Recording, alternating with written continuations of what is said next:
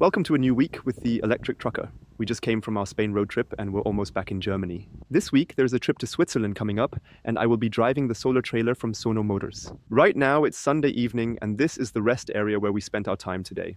Rest areas in France are a dream. Everything is clean, the showers are free, and there's free water. So dear dispatch, please send me to France more often. The little roofs over the chargers are a bit in the way, so we're taking up 2 spots, but there is no one else around anyway.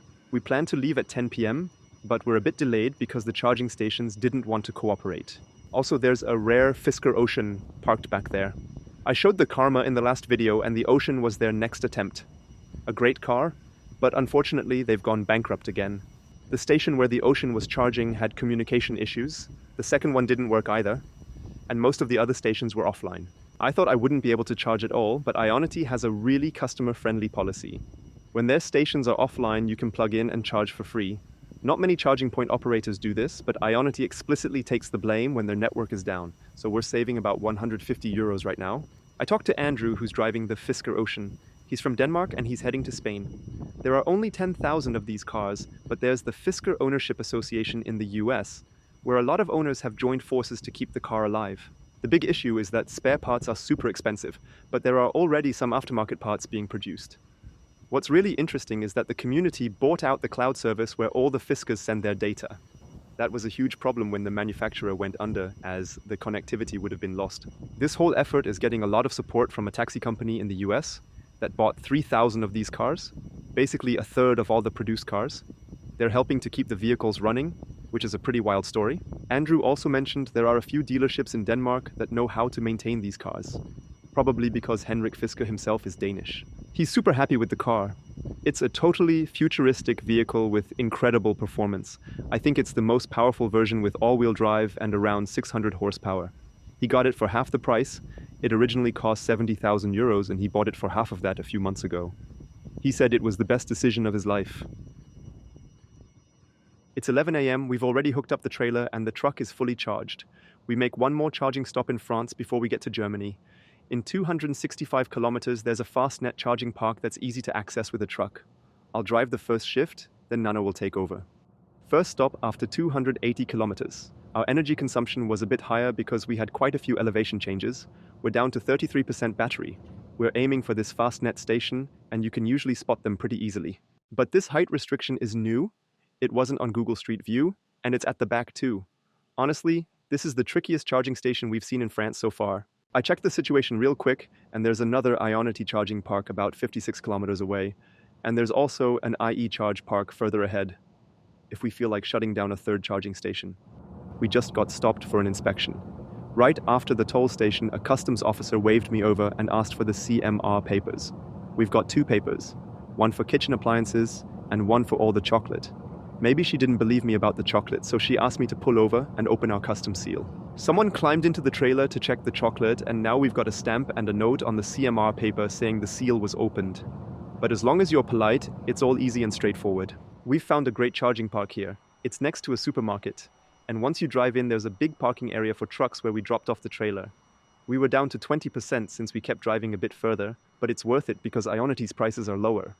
And the charger worked right away with 335 kilowatt charging power. So of course, we're staying a bit longer to charge up. A quick addition to the height restriction at the Fastnet station, I follow this couple who travel across Europe in an electric camper, and they had the same problem. They needed to charge but couldn't get in because of the height limit. Turns out, there's always someone at the rest stop with a key to unlock it. Whether you'd get help at 3 a.m. is another question, but if you get stuck at a rest stop, it's not the end of the world. There's always some kind of solution. We're back in Germany and making our charging stop in Bensheim. But this station is always busy, and one of the chargers has a broken plug where half of it is stuck in the station. There are already 2 guys here fixing the other chargers, and the area behind us is also occupied. Earlier, there was a car charging at the truck station, so we asked if they could swap spots, and they were super understanding. They've never seen an electric truck before. We've got a big goal for today. We need to get the trailer emptied. The chocolate delivery was scheduled for tomorrow, but we've already announced ourselves for unloading at 4 p.m. today. Now we're heading to Eichenzell to charge up, and Nano has an external warehouse there where we have some stuff to do. On the way back to Fulda, we'll charge up the truck again so I can start flexibly tomorrow. If everything works out like this, it'll be a successful day. We now charge at my favorite station, Number 9. If you work at Ionity, you could probably see that this station has the highest energy throughput of all the chargers here. Also, the gas station owner is charging his Audi here again. We're now making the most of the time and head over to the warehouse to get some work done. We've arrived at a logistics center and we're about to unload. We also got a pager just like at a restaurant with an apple cake and coffee on it. We'll wait till we can unload, then my new trailer will be brought to me, so we won't need to stop for charging. I'll start tomorrow with a half-full battery, which isn't optimal but I'll manage. Now we're cleaning up a bit. After 2 weeks in the small cabin, things tend to get a bit chaotic. We've arrived back at the starting point of our road trip. There's still some cargo on the trailer that will be unloaded shortly. I'll help out a bit, and then a second trailer should arrive sometime during the night. When I wake up tomorrow, I'll take it to Switzerland. And here comes my new trailer. Perfect timing.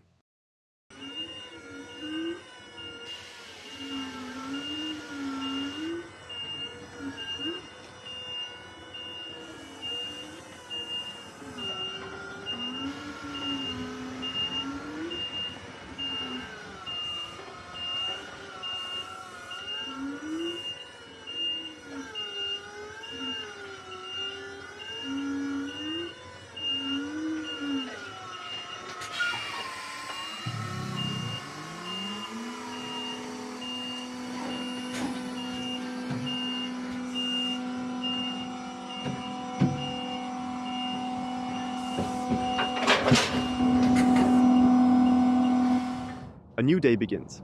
I started at 5:30 a.m. this morning and swapped the trailer.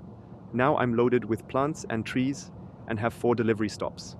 The first stop is near the Swiss border and the other 3 are in Switzerland. I've actually never been to Switzerland with the truck before. The goal for today is to get to the first unloading and get the customs clearance. And the Iveco's feeling homesick. It thinks it's in Phoenix, Arizona again. I'm back at my usual charging station, but it takes some time getting used to this trailer since it doesn't have rear steering. Things actually get pretty tight when maneuvering here, but timing is everything. You wouldn't want to do this in the afternoon, but early in the morning, it's no problem because nobody is around. And I had a funny chat with some Austrians heading north. My favorite thing to say is, last week, I was in southern Spain. People are always amazed that that's possible with an electric truck. I'll be using that line in every conversation from now on. That road trip was priceless for clearing up doubts about electric trucking.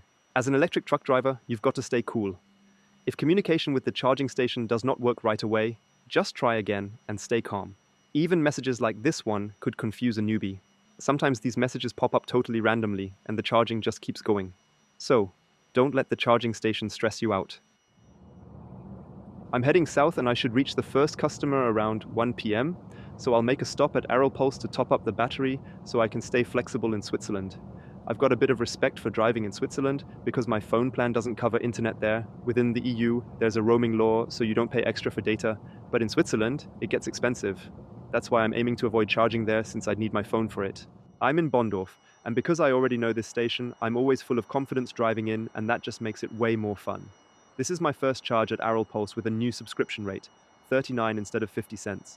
But I think Nano Janssen's even happier about that than I am. The Swiss toll system has this heavy vehicle charge based on weight and axles, but electric trucks are exempt. That's a total game changer and one of the reasons why there are so many electric trucks in Switzerland.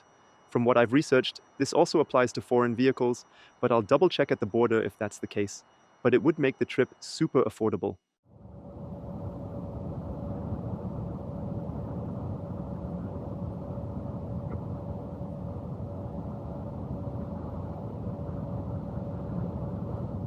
I'm at the first unloading stop, where the rear trees are unloaded. The rest is heading to Switzerland. It's freezing right now at 5 degrees Celsius or 41 degrees Fahrenheit, and Switzerland is not going to be warmer. The truck never dealt with this kind of temperatures before. So far it's only been windy, but let's see how it handles the Swiss mountains. I'm heading to the border for customs clearance, but I want to charge up again in Germany because I don't trust my mobile plan, and I'm not sure how reliable the charging stations in Switzerland are. So I want to cross the border with as much energy as possible. My original plan was to clear customs and then drive back to Germany to recharge. But luckily, I double-checked with dispatch and that's not allowed. Once something's cleared through customs, it's officially exported, so I can't drive around Germany with it anymore. I looked up charging stations and found an ENBW station on the way to the border. It's a good spot to refresh my driving time too. Then I'll handle customs and hopefully cross the border and get as close as possible to the unloading site, because I've got a fixed appointment there at 8 a.m. tomorrow. Well, I'm stuck at the border. I checked the customs office hours and they close at 6:30 p.m., so I planned a big buffer and got here at 5 p.m. I thought that's enough time to get my customs papers and cross the border. But turns out, once you get those papers, you still have to go back to German customs for export clearance and then again to Swiss customs for import. And the German customs office closes at 5:30 p.m. They closed right when it was my turn. Now I have to spend the night at the rest area. German customs opens at 7 a.m. tomorrow, which means I'll be late to my customer, but thankfully they said it's not a problem. This whole experience shows how complicated border procedures can be. I had no idea where to go and had to ask other truck drivers because there are so many buildings and none of them are properly labeled. Compared to that, France and Spain were a breeze because you drive right through.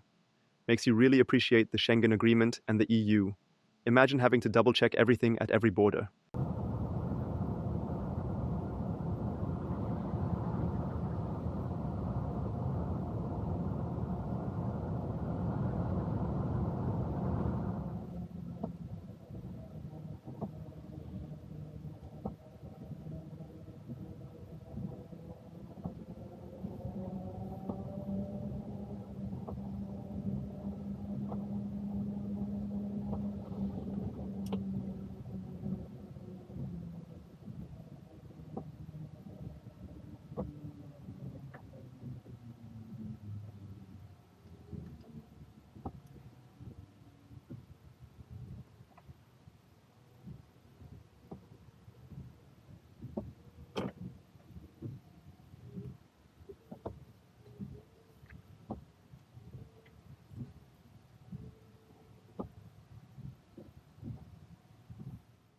Unloading went quick, but that was one massive tree.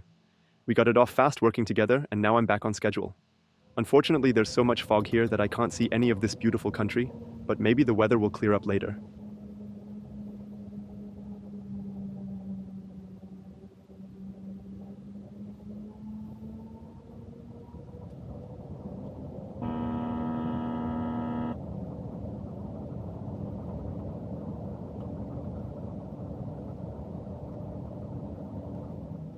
We're doing a bit of mountain climbing, but it's no problem at all for the Iveco.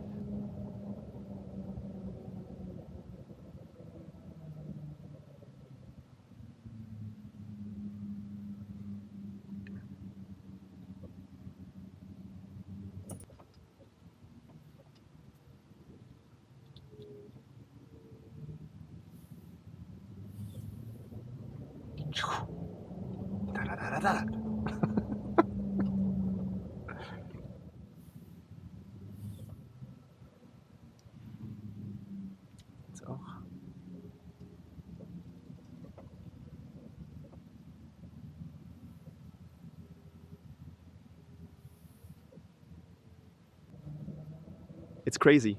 This climb is so steep, and when you hit the accelerator, the truck just takes off. Wild. The trailer's still loaded with 12 tons, so we're pushing close to 30 tons in total up the mountain. But you can't see anything.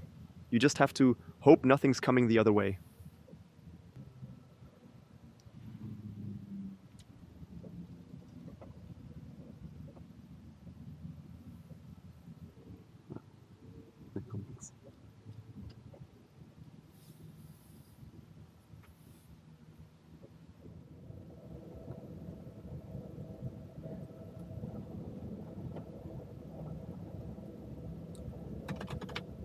Now it's getting really beautiful here at Lake Zurich. Stunning view, even with the bad weather. But that reminds me, if you're looking for a vacation tour, the Grand Tour of Switzerland is a great option. It's a scenic route that takes you through all the major sites in Switzerland. I think we're actually driving part of it right now. There are charging stations everywhere, so it's perfect for an electric car. I did the tour over New Year's last year in an ID Buzz, but the challenge was driving by sight. That means no internet, no phone, no highways, and no GPS. You just drive and look for a charging station when you need one. If you can't find one, you just wander through the city a bit to explore. It was so much fun because you appreciate every charging station you come across. I highly recommend it. It's a great experience, and kids love it because they're always looking for where they can charge up. Of course, with long-range cars, you don't need to charge all the time, but you're much more mindful of staying en route since you have to pay attention to road signs. Also, if you're traveling with a camper and can sleep in the car, it's a really affordable vacation. You can bring food from Germany, so the shock of Switzerland's high prices isn't hitting as hard.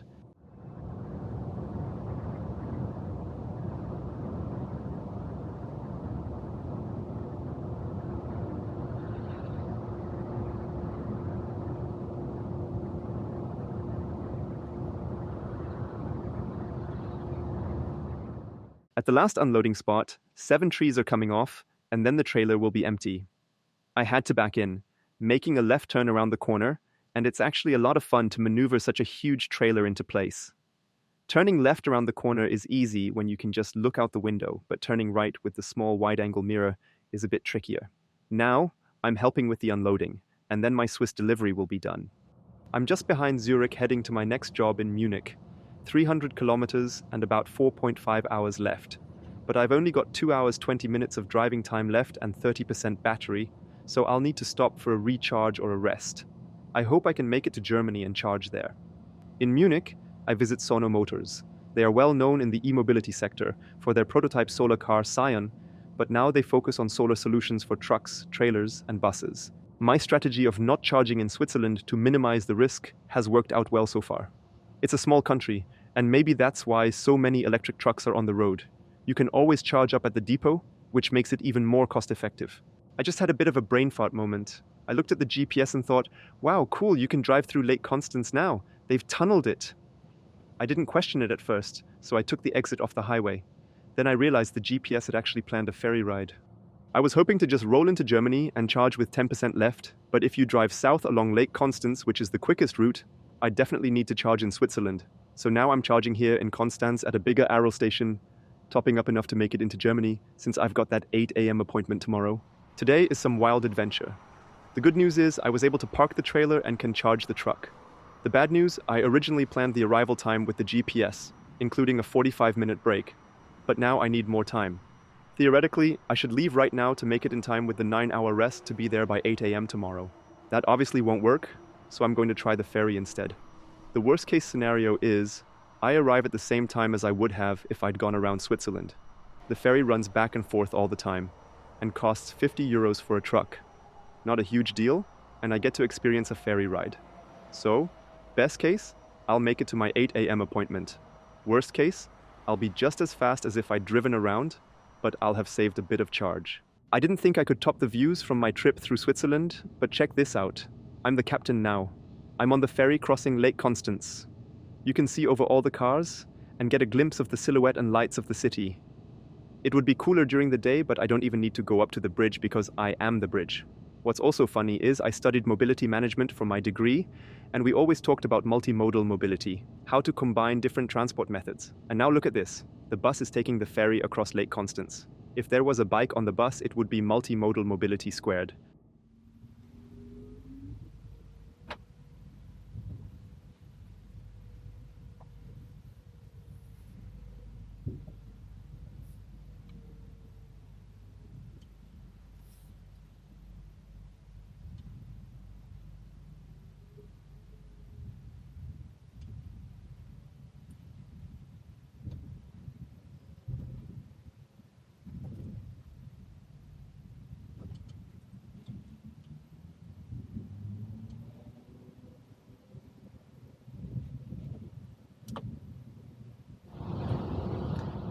If anyone ever asks where I see myself in 10 years, maybe I'll be transporting real trees. Like this Christmas tree with a proper heavy-duty truck. And we've got a little premiere here. The Iveco is seeing snow for the first time. It's 2 degrees Celsius and there's snow on both sides of the road. Looks like the winter adventure with the electric truck has officially begun. I pulled into this rest stop at 9:30 p.m. and I got super lucky because someone just left. It's not the best spot for the trailer, but 1,000 times better than parking in some dangerous curve. There are a lot of Ionity stations here, so I'll stay at this one overnight. I'm so tight on schedule that I can't move the truck and reset my rest time because I need to drive on in 9 hours. But I'm prepared. If anyone's checking the truck, they'll see this sign. Due to a tight schedule, I'm using my mandatory rest time to charge my e-truck. If you absolutely need this charging spot, feel free to knock on the door. As a backup solution, I think it's pretty solid. I'm parked here from 10 p.m. to 7 a.m., which is the time with the least demand for charging stations. Good morning, I'm on my way to Munich to Sono Motors, and I'm really looking forward to today. I'm curious to test out a solar trailer and learn about its setup, the benefits, how many kilowatts peak fit on such a trailer, and especially the return on investment.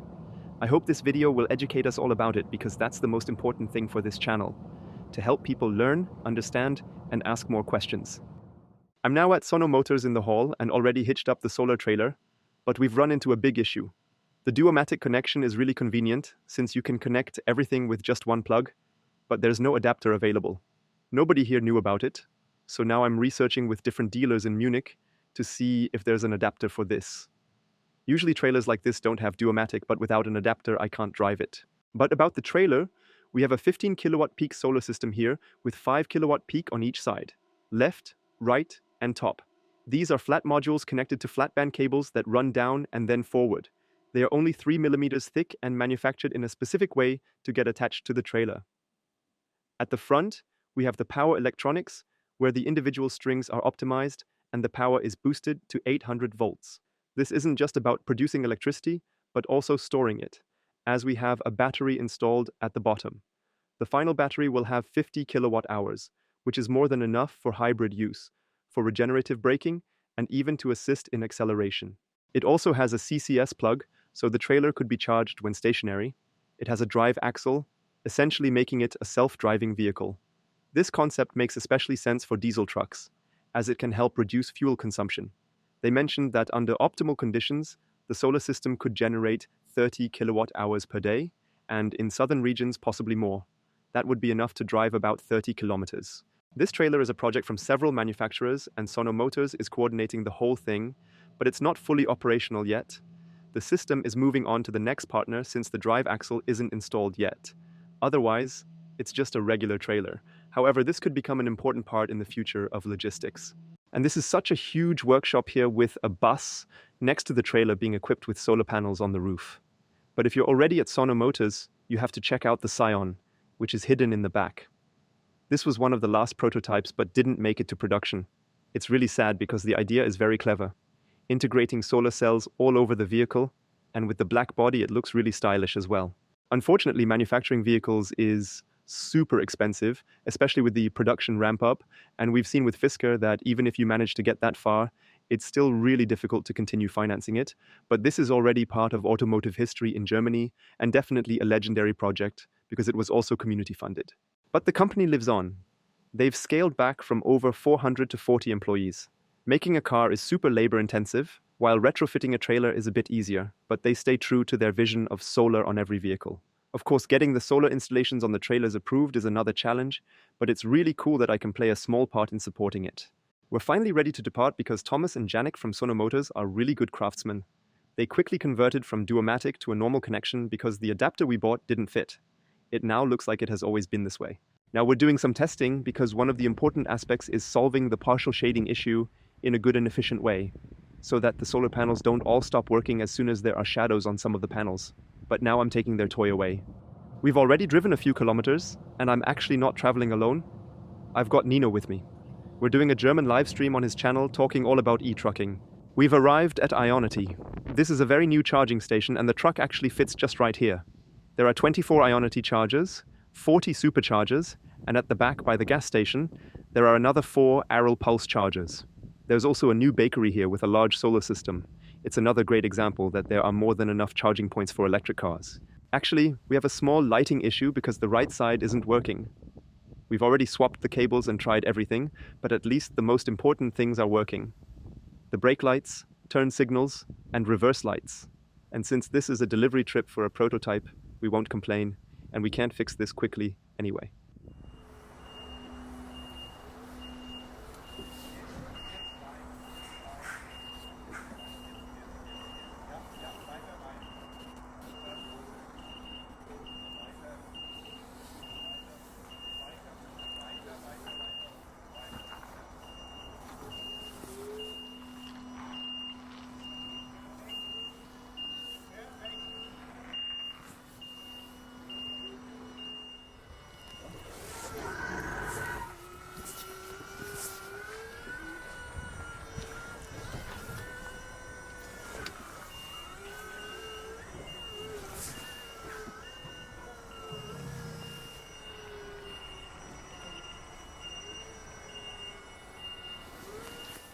Mission accomplished. I've already uncoupled, and the Sono Motors trailer is now parked here. Now it's off to the charging station, and then, finally, time to call it a day. And that wraps up this exciting day. We drove a few more kilometers to Bensheim, and after charging, I'll move the truck and park it somewhere on a car spot. Such a luxury having a small vehicle. Now I'm taking the dog for a walk, and then it's time for dinner. Nino's inviting me for pizza. Good morning. It's 7 a.m., and Nino and I are heading back to Munich. I spent the night here at the rest stop, and now I'm just topping up a few percent, though it's not really necessary. It's so relaxing driving without the trailer. If you're used to a trailer, any electric car is a luxury on long-distance trips.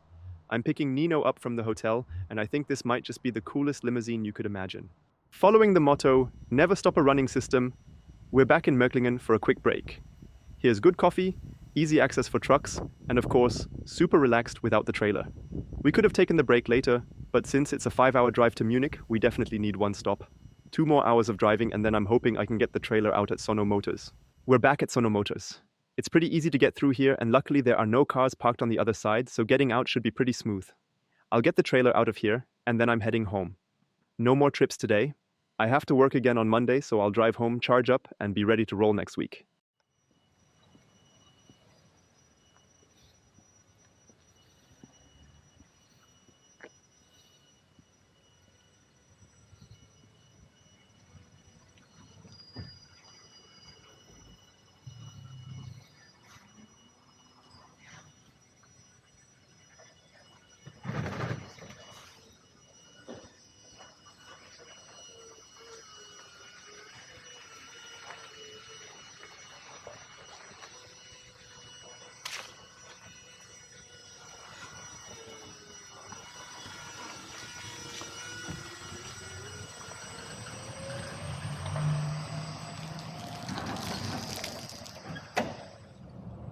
I haven't really shared my opinion on this solar trailer yet because I wanted to show you the technical side first. But here's what I think. First, the powered axle. I'm really torn on this. On one hand, having a trailer that can help push and recuperate energy is a brilliant solution, especially for diesel trucks. At a certain point, you can't reduce fuel consumption any further just through aerodynamics, so measures like this are a smart way to cut fuel use. But when it comes to battery electric trucks like the one I'm driving, you don't really need a recuperating or powered axle. The electric truck already has one, so the advantage here isn't as big. Still, when you look at the reality of the next few years and how many diesel trucks will still be on the roads, there's definitely a use case. Now, about the solar system. The trailer has a 15 kilowatt peak solar array, but that number is a bit misleading. Since the panels are mounted on the sides and top, they never all get optimal sunlight at the same time. Sono Motors themselves said they expect the 2 side panels combined to produce about as much power as the top panel alone. So, realistically, we're looking at about a 10 kilowatt peak system. Some might argue that it would make more sense to install solar panels on rooftops of homes or industrial buildings instead. But I think there's a good case for solar on trailers, especially when you can use that energy directly, for example, to power a refrigeration unit or even supply energy to the truck itself. Just to draw a small analogy, I had a foldable solar panel on my Tesla with 1.1 kilowatt peak. On good summer days, I managed to drive up to 20 kilometers on solar power alone. When you consider that an electric truck uses about 5 times the energy of a car, the trailer's 10 kilowatt peak system is roughly equivalent to a 2 kilowatt peak system on a car. So in proportion, this trailer's solar array is about twice as powerful as what I had on my Tesla. And since trucks typically drive far more each day than personal cars, this is a significant amount of energy. Another advantage?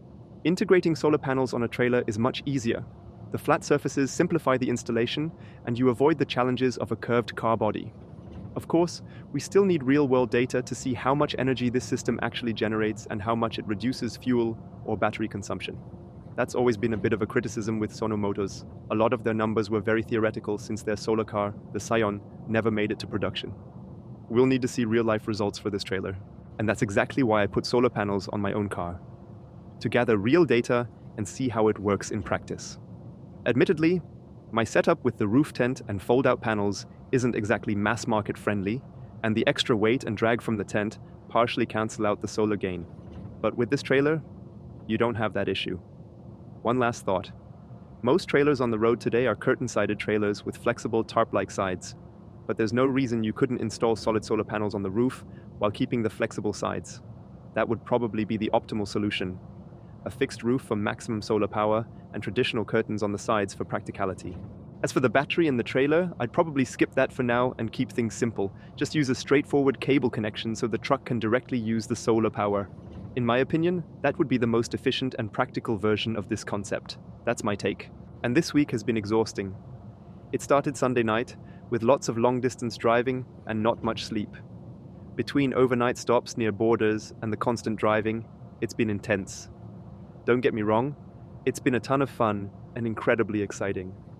But my personal battery and my social battery are pretty drained. I'm really looking forward to getting home and finally having a relaxing weekend. I made it to Mühldorf. There are 2 stalls where you can charge from the side, which is way more convenient than squeezing into tight spots. The battery was already more than half full, so I won't be here too long. Just topping it off to get ready for my next trip. Early Monday morning, I'm heading to Bad Reichenhall to pick up a bunch of pallets, and then it's northbound from there. Thanks so much for watching. It was great to have you along. I'll see you next week.